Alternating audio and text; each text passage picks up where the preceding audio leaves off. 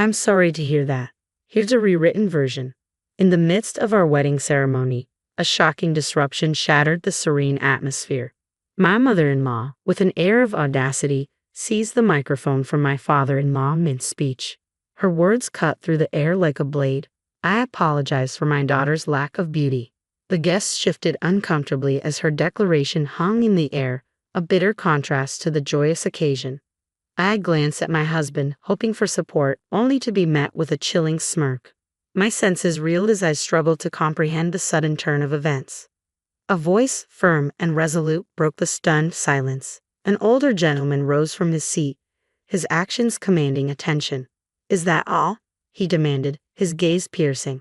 Without waiting for an answer, he approached me with purpose.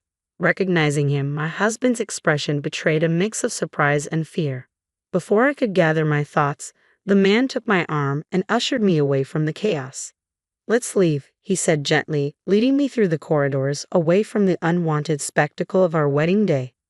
A whirlwind of thoughts swept through my mind, painting a vivid picture of my life. My name is Angela, a 35-year-old woman shaped by the tumultuous currents of my past. Raised in a single-parent household after my parents divorced during my elementary school years, I became intimately acquainted with resilience and responsibility from a tender age. In my 20s, life took an unexpected turn when my mother fell ill, requiring my devoted care. Days melded into nights as I juggled the demands of work and the duties of a caregiver, my world revolving around her needs. Despite the challenges, I persevered, driven by love and duty. As the years passed, still unmarried in my 30s, fate intervened in the form of Stephen. A chance encounter at my office, where I manned the reception desk, blossomed into something more profound. Stephen, a man of kindness and understanding, saw beyond the complexities of my life and extended a hand of love. His proposal, offered despite the weight of my caregiving responsibilities, stirred a maelstrom of emotions within me. Could I dare to embrace happiness while tethered to the obligations of my past? Dope gnawed at my resolve, a relentless companion in the journey of love. Yet Stephen's unwavering support shattered the walls of my uncertainty. With tender words, he laid bare his heart, offering not just a partnership, but a promise of inclusion. "Let us be a family of 3, he proposed, a beacon of light in the darkness of my doubts. Moved by his heartfelt proposal, I made the decision to marry Stephen. However, when we shared the news with our parents, the reactions couldn't have been more contrasting. While my mother overflowed with joy, Stephen's mother, whom we'll call Ruth, responded with cutting disdain. During our first visit to Steve's home as an engaged couple, Ruth's words pierced the air like arrows. "I must be frank, I don't consider a woman from a single-parent family suitable for my son," she declared, her tone laced with contempt. As we embarked on wedding preparations, Ruth's hostility persisted, veiled in sarcasm and barbed remarks. Her comments, dripping with disdain, chipped away at my resolve. Despite her relentless jabs, I held my ground, refusing to allow her insults to go unchallenged. "I can endure your insults, but I won't tolerate you speaking ill of my mother," I asserted firmly, meeting her venomous words with unwavering strength. Yet Ruth's attacks only escalated, accusing me of using deceit to ensnare her son and casting unfounded aspersions on my family. Faced with her baseless accusations, I stood my ground, defending my honor and that of my loved ones. Though the road ahead seemed fraught with challenges, I refused to allow Ruth's bitterness to tarnish the love Stephen and I shared. With each attempt to assert myself, Ruth's venomous retorts intensified, leaving me feeling increasingly powerless. The thought of confiding in Steve crossed my mind, but I couldn't bear to burden him with unnecessary worries as we embarked on our journey into married life. Ruth's audacity reached new heights as she began to meddle in our wedding plans, even intruding upon the sacred ritual of selecting a wedding dress. Sitting alongside my husband, she boldly declared her intent to choose the gown herself. Steve, oblivious to the tension, praised his mother's sense of style and eagerly supported her involvement. "I appreciate your gesture, but I want the freedom to choose a dress that resonates with me personally," I asserted gently, refusing to relinquish control over a decision so deeply personal. "I traveled all this way for you, only to be met with disappointment," my mother-in-law lamented, her words dripping with hurt. My husband's immediate defense of her, always swift to side with her, especially when she portrayed herself as the victim, stung deeply. Yet, when it came to the wedding dress, a symbol of my joy and individuality, I couldn't yield. I understand, but I must choose my own dress. This moment is too important to compromise on, I affirmed resolutely, unwilling to sacrifice my vision for the sake of appeasing others. Despite her reluctance, my mother-in-law relented, though her resentment lingered. As the morning of the wedding dawned, her simmering animosity erupted into a shocking display of cruelty. What a dreadful dress! And the veil? Tasteless, she scoffed upon encountering my chosen attire in the dressing room. Her words cut deep, a venomous attack on the culmination of my dreams. Despite my rising distress, I endeavored to maintain composure, determined to sidestep any turmoil on my special day. My mother, who adores sewing, crafted this veil with love. We selected the dress together, and I truly adore it, I explained evenly, hoping to diffuse the tension. But my attempt at peace was shattered as my mother-in-law's eyes widened with fury. In an instant, her calm facade crumbled, replaced by a storm of rage. With a sudden motion, she produced a can of coffee from her purse, unleashing its contents onto my beloved dress. Shock paralyzed me as the dark liquid stained the pristine fabric, rendering it unsalvageable. Desperation gripped me as I reached for a nearby towel, but my efforts proved futile against the irreversible damage. This is the consequence of disobedience, she spat, her voice dripping with malice. With a final decree, she declared my attire unfit for the occasion, leaving me with no choice but to comply with her demands. As she exited the dressing room, her vindictive act hung heavy in the air, a bitter reminder of the power she wielded over my happiness. She must have deliberately brought the canned coffee, plotting to ruin my dress all along, evident from the fact that she had another dress prepared. Fueled by a mix of anger and frustration, I trembled with disbelief at her calculated cruelty. Seeking solace, I retreated to the separate waiting room where my husband awaited, tears streaming down my cheeks as I recounted the ordeal. This is utterly unfair. It's going to cast a shadow over our entire wedding. What would you like me to do about it?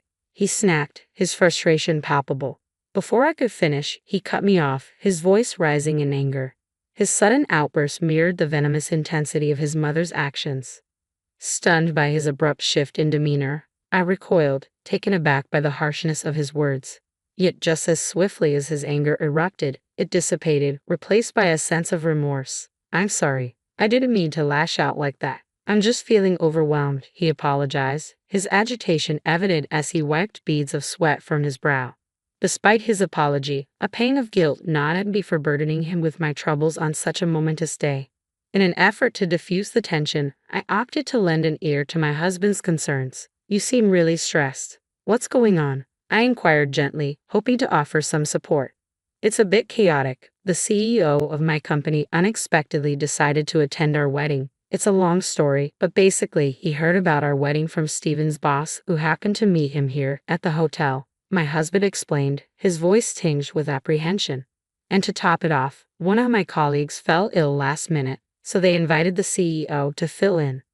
The coincidence was certainly striking, and I couldn't help but see the potential career implications. It's quite the opportunity. Your skills might just earn you a promotion, I remarked, though it couldn't shake the feeling of frustration at his dismissive tone. Realizing the futility of arguing with him in his current state, I chose to withdraw from the conversation, allowing him to stew in his own thoughts. With the wedding ceremony underway, we exchanged vows atop the hotel's rooftop, the picturesque setting providing a serene backdrop to our union. As the moments passed without incident, a sense of relief washed over me, the earlier turmoil momentarily forgotten. However, the tranquility was short-lived, shattered by the impending family speeches at the reception. My mother-in-law's words cut through the air like a blade, leaving me seething with anger and indignation. Despite my father-in-law's attempts to intervene, she persisted, clutching the microphone tightly as she unleashed her vitriol for all to hear. Just as I reached my breaking point, a middle-aged man rose from his seat with determined resolve, striding purposefully towards me. You don't deserve to endure this, he declared, his gaze fixed squarely on my mother-in-law. Without hesitation, he extended a guiding hand, leading me away from the escalating confrontation. My mother-in-law's outrage was palpable as she recoiled at the interruption to her tirade. However, her fury paled in comparison to the shock that rippled through the room as the man's identity was revealed. Who dares to interrupt my speech? She exclaimed, her indignation faltering as she realized the stature of the man before her. Beside her, Stephen's complexion drained of color as the truth dawned upon him. In a whirlwind of confusion, we hastily retreated from the reception hall, leaving the chaos behind. Sweating profusely and visibly flustered, Stephen struggled to regain his composure as we sought refuge in the relative privacy of the dressing room. "Why is my father here?" I gasped, the revelation sending shockwaves through my already tumultuous world. That's correct. Stephen's company CEO is also my biological father. The dissolution of my parents' marriage stemmed from irreconcilable differences. Their constant conflicts, exacerbated by their shared workplace, led them to part ways in the belief that it was for my well-being. Despite the divorce, they maintained sporadic contact over the years. I had grown accustomed to seeing my father several times a month, his consistent child support ensuring my needs were met as I transitioned into adulthood. Even when my mother fell ill, he remained a steadfast presence, offering support in various forms, fostering a strong bond between us. Yet the revelation of his position as Stephen's boss caught me off guard. "I never knew my father was the CEO of Stephen's company," I murmured, grappling with the unexpected twists of fate. His sudden appearance at my wedding, contrary to his prior commitment to a business engagement, only added to the bewildering turn of events. "Why did you come if you had an important meeting?" I questioned, perplexed by his change in plans. "My meeting concluded earlier than anticipated. I couldn't miss the opportunity to give you this gift in person," he explained, his presence offering a glimmer of solace amidst the chaos. As I made my way to the entrance, I encountered an employee who revealed an unexpected twist. My father was the boss Stephen had mentioned. Learning of the wedding through routine preparations for a gift, my father seized the chance to attend upon discovering a vacant seat due to a last-minute cancellation. "Why didn't you tell me?" I questioned, feeling a mix of surprise and confusion at his secrecy. "After discussing with your mother, we thought it would be a delightful surprise. I never anticipated it would unfold like this," my father confessed, a tinge of sadness clouding his expression. Before I could delve deeper into the matter, the dressing room door swung open, revealing my mother-in-law's ominous presence. Her saccharine tone sent shivers down my spine as she attempted to coerce me back into the fold. The realization that she must have learned of my father's identity from her husband's revelation sent a chill through me. "Who do you think caused all of this?" "It was just a harmless joke," she declared, her attempt at levity falling flat in the face of my father's unexpected appearance. "How dare you make such a tasteless joke at my daughter's expense?" "It's unforgivable," my father shot back, his indignation mirroring my own. "What? So, it wasn't a jest after all? You genuinely called my daughter ugly?" My father's confrontational tone left my mother-in-law stumbling for words, her feeble attempts at evasion falling flat. In a flurry of urgency, my husband burst into the room, his hurried footsteps echoing in the tense atmosphere. He knelt before my father, seeking to atone for his mother's transgressions. "I apologize for my mother's indiscretion," he implored. "You're apologizing to the wrong person." My father's icy gaze bore down on my husband, his words laced with disappointment and reproach. "Angela, I'm sorry. My mother acted independently," my husband addressed me, his voice tinged with regret. "If that's true, then why didn't you intervene when she insulted me?" I demanded, my shock rendering me immobile. "And your father attempted to intervene," I added, incredulous. "But you seemed content to sit back and watch," I accused, my voice trembling with hurt and betrayal. "You're mistaken. My demeanor was misconstrued. Regardless, the sole responsibility lies with my mother," my husband insisted, his defense ringing hollow in the wake of his mother's egregious behavior. My husband erupted, his accusatory finger aimed squarely at his mother. "Stephen, are you turning against your own mother? We agreed to teach this insolent wife a lesson together, didn't we? Hey, enough with the unnecessary remarks. You said we needed to put this wife, who refuses to let mama have her way with the dress, in her place. Keep quiet." My husband silenced his mother, his hand muffling her protests in a somewhat comical fashion. "Now, care to shed some light on this situation?" I prodded, my voice edged with urgency. "No, this was my mother's doing alone. It's for your own benefit, frankly." "At this point, don't you think?" My husband's response faltered as my father interjected, his probing gaze compelling him to speak. "When Angela insisted on choosing her wedding dress, my mother suggested she would become disobedient if not disciplined properly," my husband finally confessed, his tone tinged with reluctance. "What's wrong with choosing my own dress?" Isn't it natural for a wife to heed her mother-in-law's wishes? If you can't even manage that, I feared you might become an obstinate wife who defies her husband in the future, my mother-in-law interjected, her words dripping with disdain. Marriage is a partnership of equals, isn't it? There's no hierarchy. If I can't control you, what's the use of marrying someone on the brink of aging? My husband's admission hung heavy in the air, shattering the illusion of love and commitment. The truth spilled forth. He hadn't chosen me out of affection for who I am, but as a convenient pawn in his game. All his declarations of caring for my mother, of wanting to forge a family together, were they all falsehoods? Of course, you had a tidy sum tucked away, didn't you? I had plans to use that to build a duplex. I envisioned you toiling away like a servant while my mother and I enjoyed our happiness. But now, it's all gone to waste. His words dripped with bitterness, revealing the depths of his deception. Once my husband unleashed his true feelings, there was no reining him in. His desire for control extended to draining our savings, a selfish act that left me reeling in disbelief. His expression shifted from assertive to shocked as he realized the gravity of his words. Wait, no, I didn't mean that. It's over. I can't have a wife who won't spend money or serve me, he stuttered, attempting to backtrack. Stop. I won't tolerate such disrespect, I declared, my resolve firm. I can't marry someone who views me as nothing more than a servant. His composure shattered, my husband paced nervously, grappling with the reality of our crumbling relationship.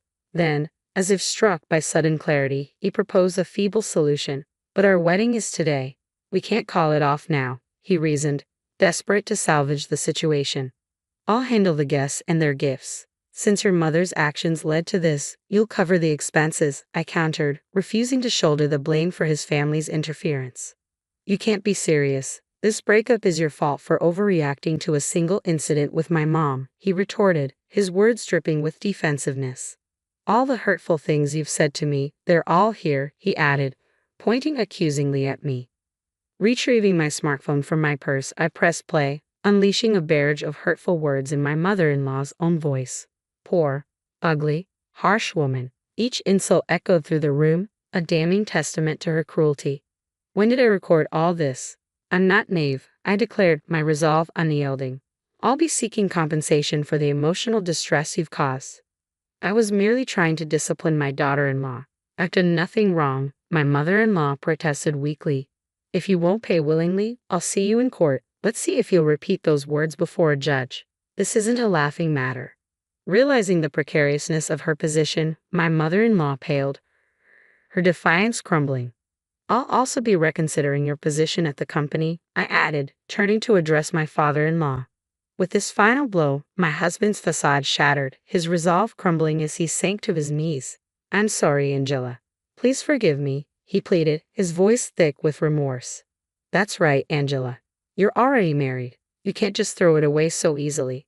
If we work together, we can overcome this obstacle and have a great future together, my husband and mother-in-law pleaded desperately. Shrugging off their attempts at reconciliation, I fixed them with a steely glare. Enough of your deceitful words. You're both despicable, I spat before storming out of the dressing room. Keeping true to my word, I proceeded to dissolve my engagement with Stephen and filed a lawsuit against my mother-in-law for the emotional torment she caused. The financial burden of the failed wedding fell squarely on my ex-husband's shoulders, serving as a harsh reminder of the consequences of his actions. Word of the debacle spread through his workplace, resulting in his ostracization by colleagues. Under my father's directive, he was relocated to a distant branch in Nebraska, effectively demoting him. My ex-mother-in-law faced scorn from her own relatives for sullying their family's reputation with a divorce. Meanwhile, my ex-father-in-law wasted no time in ejecting her from their home. As for me, I redirected my focus to my career, having no desire to entertain the notion of marriage again. Over time, my parents found solace and our family relationships flourished once more with occasional gatherings over dinner. Today, I lead a fulfilling and content life.